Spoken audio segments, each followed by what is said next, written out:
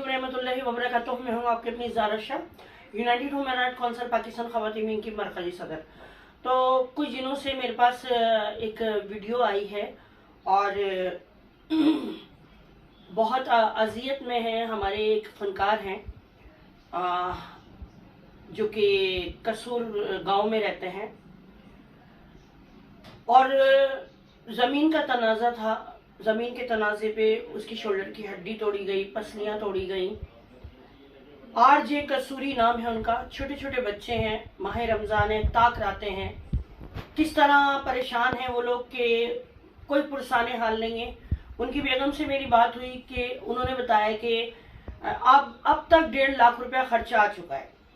तो जब आरजे कसूरी साहब ने वहाँ पर 15 को बुलाया, 15 को बुलाया और राजा झंग थाना है, मेरी डीपीओ साहब से भी बात हुई है, डीपीओ कसूरी से, और मेरी एसएचओ साहब से ही बात हुई है, थाना झंग वालों से, अली अकबर साहब से।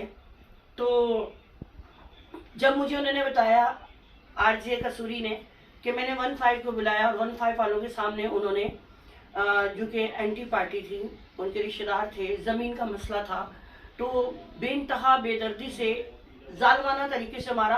तो कब तक इस तरह होता रहेगा? एक फनकार हैं और दूसरे सहाफ़ी हैं, फनकारों के साथ कब तक ये जुल्म होता रहेगा? और बहुत सारे फनकार हमारे, जैसे कि राना आसिफ चौहान लाहौर से, उनका ताल्लुक़ है, वो गए उनके घर में, उनकी दादरसी की, जो हमारे फनकारों से हुआ, उन्होंने उनके साथ कोऑपरेट किया। सेकेंडली, मैं शुक्रिया अदा करना चाहूँगी अपने HRY के जो CEO हैं हमारे हसनैन रिजवी साहब। वो इस टाइम भरपूर साथ दे रहे हैं। डीपीओ से भी उनकी बात हुई, HSO साहब से ही बात हुई, और वो अब आरजे कसूरी के घर भी जाएंगे। तो हमें इस चीज़ का भरपूर नोटिस लेना चाहिए पुलिस वालों को।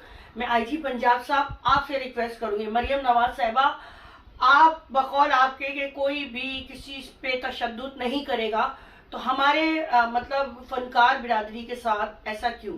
क्योंकि माजी में मेरा ताल्लुक शोबिस से था, तो मेरे तमाम फनकार हैं, मेरे घर के फैमिली मेम्बर हैं, तो मैं इस पर भरपूर मजम्मत करती हूँ। और इस चीज़ का नोटिस लेने के लिए IG पंजाब साहब फुल टाइम इस चीज़ का नोटिस दिया जाए कि, और अली अकबर साहब, आप मुतलका थाने के SHO हैं, थाना क्या कहते हैं, झंग के, राजा झंग के। तो मेरी आपसे बात हुई थी, आप इस चीज़ पे फुल टाइम नोटिस लीजिए। और उनका जो MLO रिपोर्ट बनाई है वो गलत बनाई है। हल्का सा कह रहे फ्रैक्चर आया, हल्का फ्रैक्चर नहीं आया। हमारे कुछ फनकार वहाँ गए थे और उन्होंने बताया कि उनकी शोल्डर की हड्डी टूट चुकी है और पसलियाँ टूट चुकी हैं। एक फनकार के लिए कितना ये लम्हा होगा कि रमज़ान वैसे ही फनकारों पे बहुत मतलब एक होता है कि उनके घर के चूल्हे बंद होते हैं। दूसरा ये कि उस बेचारे को इस टाइम ईद उसके बच्चों की ख़राब हो गई है। तो मैं इस पे भरपूर, मैं और मेरा इदारा फुल टाइम मजम्मत करते हैं और इसका फुल नोटिस चाहिए हमें। और जल्द से जल्द उन जो जिन लोगों ने जुल्म किया है, चाहे उनके रिश्तेदार हैं चाहे कुछ भी हैं, उनको उनके कैफरे किरदार तक पहुंचाया जाए और जो उस गरीब इंसान का खर्चा हुआ है उसको बिल्कुल उसका ख्याल रखा जाए।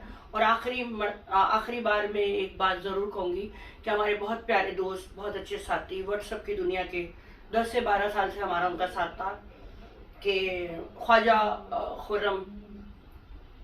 खुर्रम बहुत अच्छे इंसान थे, उनका इंतकाल हो गया रज़ा इलाही से।